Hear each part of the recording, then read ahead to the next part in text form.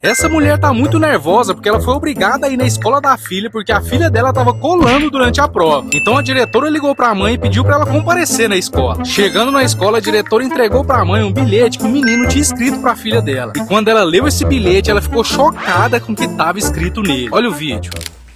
Que é isso? Tava no banco da escola dela, dia de prova, foi ontem a prova. Ontem. Ela pediu. Como é que chama? É filé? Filá. Colar. Olha, que tá no bolso do bolso dela. Ela disse que foi o amigo dela que mandou. Foi pedir o amigo dela, o amigo dela mandou isso aí pra ela. Não, mas aí foi você que copiou. Foi não. Que Deus nos ajude, porque eu não sei também.